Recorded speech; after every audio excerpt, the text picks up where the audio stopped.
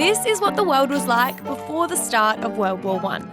Films were silent, cars looked like this, and there were a lot of hats. The world map also looked pretty different. This was a time of empires, when powerful European countries were taking other territories, forming alliances, amassing huge armies and navies, and competing for power. Many people thought that a war was coming. It started with an assassination. Gavrilo Princip, a Bosnian Serbian student, shot Archduke Franz Ferdinand, heir to the throne of the Austro-Hungarian Empire, on June 28, 1914. It triggered a war between Austria-Hungary and Serbia. And because of those alliances and tensions we mentioned earlier, the war quickly grew. Germany was allied with the Austro-Hungarian Empire, while Serbia was supported by Russia, which was friends with France. Then, when Germany invaded neutral Belgium to get to France, the UK joined the fight. That side was known as the Triple Entente, or the Allies.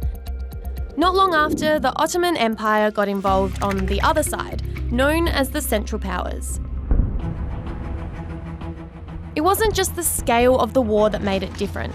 There was also new technology that changed the way it was fought. Machine guns made it hard for armies to move across open land, so trench warfare was born. It was slow and brutal. As well as bombs and bullets, disease and cold killed thousands of people. There were moments of light, like a famous story from the Western Front. As Christmas approached in 1914, British soldiers could hear their German enemies singing carols from the trenches. On Christmas Day, both sides laid down their weapons, exchanged gifts, and played a game of soccer. But, of course, the truce didn't last. As the war went on, more technology was designed to break the deadlock, like more accurate guns, planes, and poison gas.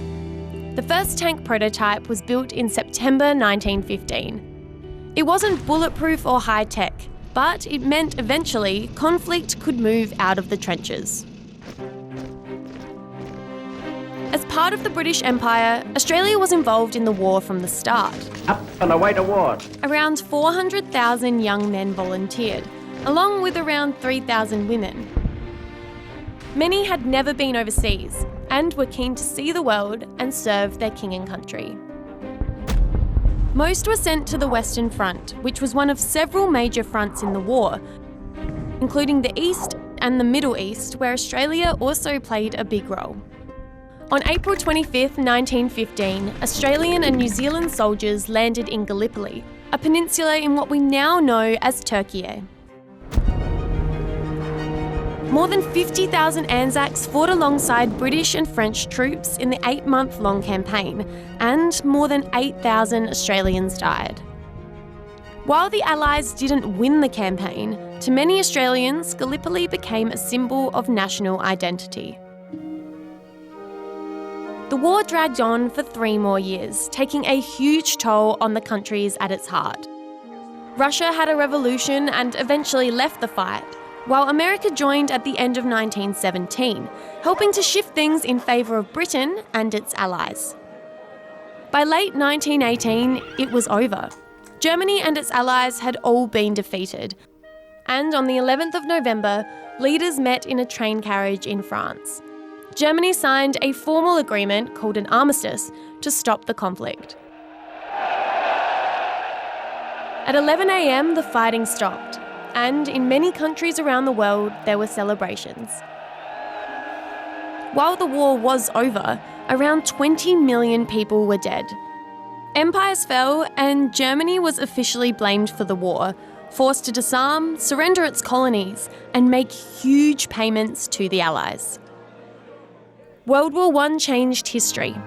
At the time, it was known as the Great War, or the war to end all wars.